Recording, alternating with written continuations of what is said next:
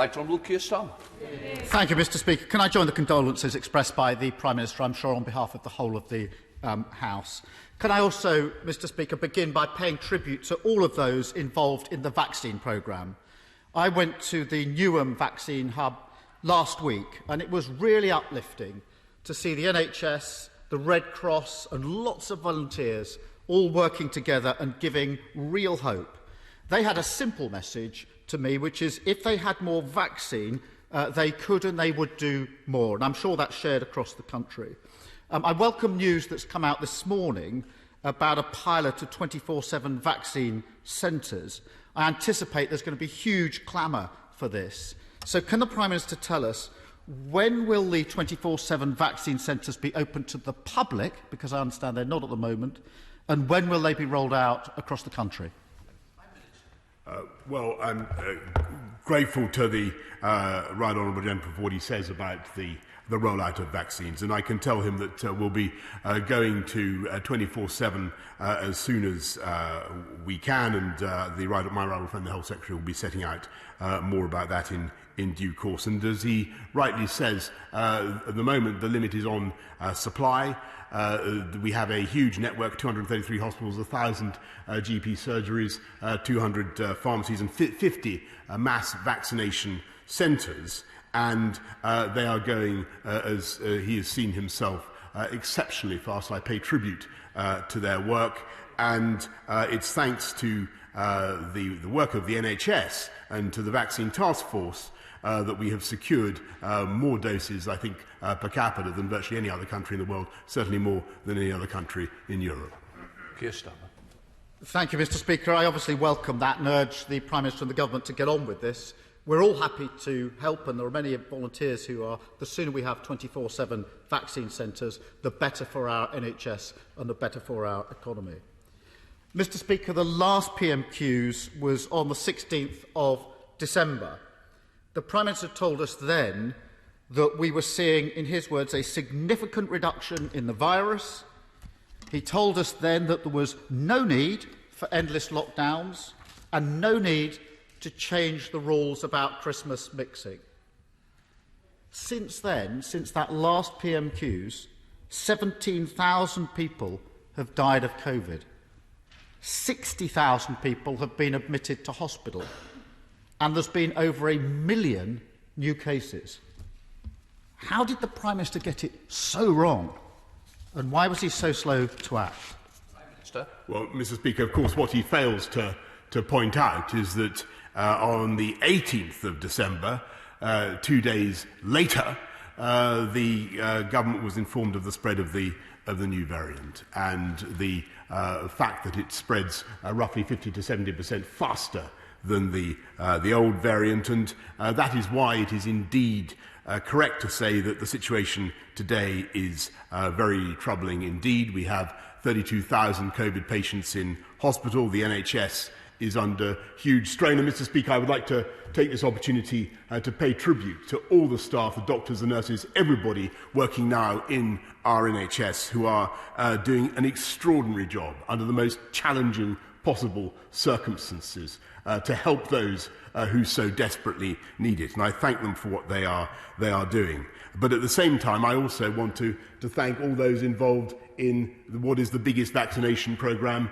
in the history of this country, where once again the NHS is in the lead, working with the Army and the Legion of volunteers and everybody else. And that programme of vaccines, Mr Speaker, does show the way forward. It does show how we're going to come through this pandemic. And again, I repeat my gratitude to all those involved, because they've now vaccinated 2.4 million people, delivered 2.8 million doses, more than any other country in Europe.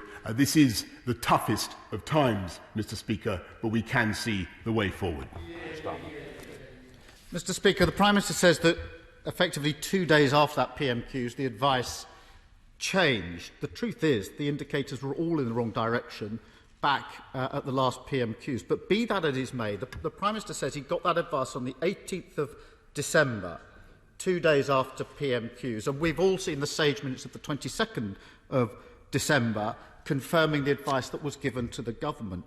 the government's advisers warned the Prime Minister that the new variant was spreading fast and it was highly unlikely that November-style lockdowns would be sufficient to control it. Pretty clear advice on the 18th of December to the Prime Minister from Sage. Tougher lockdown than November is going to be needed. I've got the minutes here. Everybody's seen them.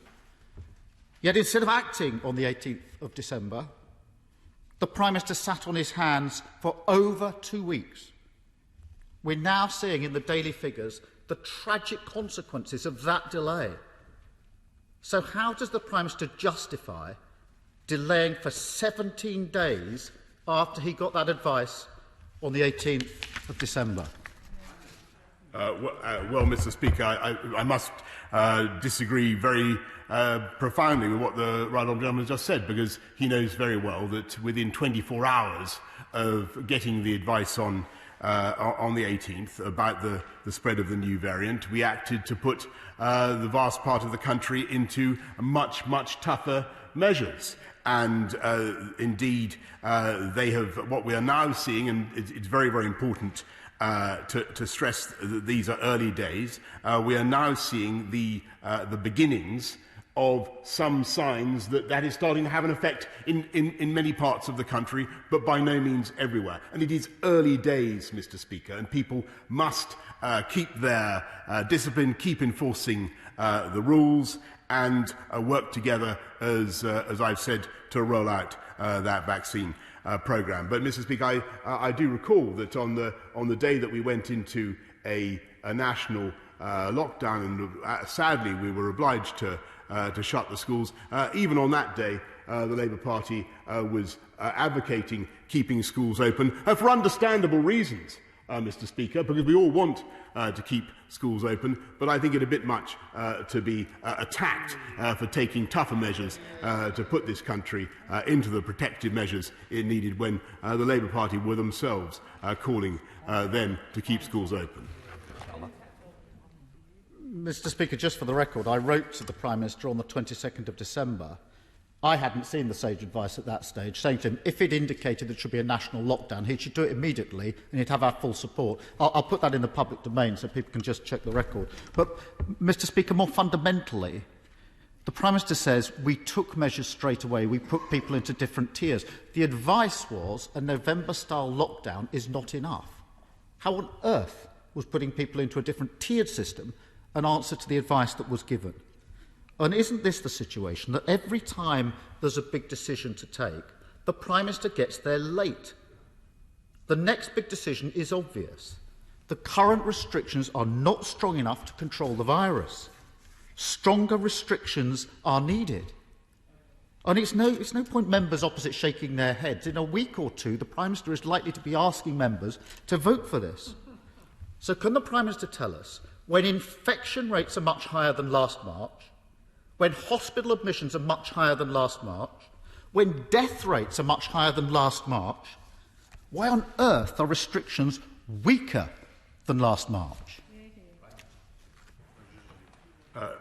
Mr. Speaker, we keep things under a constant review, and we will continue to do so. And certainly if there is any need to toughen up restrictions, which I don't rule out, Mr. Speaker, we will of course come to this House. But perhaps, as is so often the case, the right honourable gentleman didn't listen to my earlier answer, because I pointed out to the House that actually the lockdown measures that we had in place, combined with the Tier 4 measures that we were using, are starting to show signs of some effect, and we must take account of that too, Mr. Speaker, because nobody can doubt the serious damage that is done by lockdowns to people's mental health, to jobs, to livelihoods as well. And Mr. Speaker, if to listen to the right honourable gentleman over the last 12 months, you'd think he had absolutely no other policy except to plunge this country into 12 months of lockdown. And as for coming too late to things, Mr. Speaker, I think it was only a few weeks ago that he was attacking the vaccine task force that has secured the very doses, the millions of doses that have put this country into the comparatively favourable position that we now find ourselves. It's just not true. Every time I've spoken about the vaccine, I've supported it. But the Prime Minister says we're balancing health restrictions and the economy. And yet we ended 2020 with the highest death toll in Europe and the deepest recession in any major economy. So that just isn't a good enough answer. Mr. Speaker, I want to turn to the latest free school meals scandal. We've all seen images on social media of disgraceful food parcels for children, costed at about £5 each.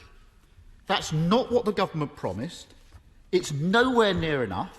So can I ask the Prime Minister, would he be happy with his kids living on that? And if not, why is he happy for other people's kids to do so? Well, Mr. Speaker, I don't think anybody in this House is happy with the disgraceful images that we've seen of the food parcels that have been offered. They are appalling. They're an insult to the families that have received them. And I'm grateful, by the way, to Marcus Rashford, who highlighted the issue and is doing quite an effective job by comparison with the right honourable gentleman in holding the government to account for these issues. And the company in question has rightly apologised and agreed to reimburse. But it is because we want to see our kids properly fed throughout this very difficult pandemic that we've massively increased the value of what we're providing. Another £170 million in the COVID winter grant scheme, £220 million more for the holiday activities and food programme, and we're now rolling out the national free school meal voucher scheme, as we did in March, to give parents the choice to give kids the food that they need. Under this government, we will do everything we can to ensure that no child goes hungry as a result of the privations caused by this pandemic. Keir Starmer. Mr. Speaker, the Prime Minister says that the parcels are disgraceful, but it shouldn't have taken social media to shame the Prime Minister into action. Like the Education Secretary, he blames others, and he invites me to hold him to account. So let me do that. Because blaming others, Prime Minister, it's not as simple as that, is it? Because I've checked the government guidance on free school meals, the current guidance, published by the Department of Education. I've got it here. It sets out example parcel for one child for 5 days. Department of Education, Prime Minister, you want to be held to account. 1 loaf of bread, 2 baked potatoes, block of cheese, baked beans, 3 individual yoghurts. Sound familiar? That's the images, Prime Minister, you just called disgraceful. The only difference I can see in this list and what the Prime Minister has described as disgraceful is a tin of sweet corn, a packet of ham and a bottle of milk. So he blames others. But this is on his watch. The truth is, families come last under this government, whether it's exams, free school meals or childcare. Will the Prime Minister undertake, he wants to be held to account, to take down this guidance by the close of play today and ensure that all of our children can get a decent meal during the pandemic? Mr. Speaker, the right honourable gentleman's words would be less hypocritical and absurd if it were not for the fact that I don't believe anybody's a hypocrite in this chamber. I think we need to be a little bit careful about what we're saying to each other. There was a not truth earlier, and there was also comparisons to others. Please, let's keep the discipline in this chamber and the respect for each other. We're tidying up how this Parliament behaves, and I certainly expect the leadership of both parties to ensure that takes place. Prime Minister, would you like to withdraw hypocrisy? I'm delighted to be advised by you, Mr. Speaker. Let me confine my criticism to the absurdity of the, which I hope is acceptable, Mr. Speaker, of the right honourable gentleman attacking us over free school meals when it was a Conservative government that instituted free school meals, universal free, not a Labour government, and of the 280 billion that we have spent securing the jobs and the livelihoods of people across this country, uprating universal credit, increasing and in addition increasing the living wage by record amounts this year and last year, increasing local housing allowance. The overwhelming majority, the bulk of the measures, the benefits fall in favour of the poorest and the neediest in society, which is what this House would expect. And And, Mr. Speaker, he takes one position one week, one position the next. That is what he does. That's been his whole lamentable approach throughout this, if I can get away with lamentable, Mr. Speaker, throughout this pandemic. And he says he supports the vaccine now. He says he supports the vaccine rollout, and he goes and tries to associate himself with it because he senses that it is going well. But don't be in no doubt, Mr. Speaker, that was the party that wanted us, this country, to stay in the European Union vaccine programme. He stood on absolutely true. He stood on a manifesto. He stood on a manifesto which he has not repudiated, Mr. Speaker, to dismantle the very pharmaceutical companies that have created this miracle of science, which is true. Prime Minister, there are questions, and sometimes we've got to try and answer the question to what was asked of you. I think to run through the history is one thing, but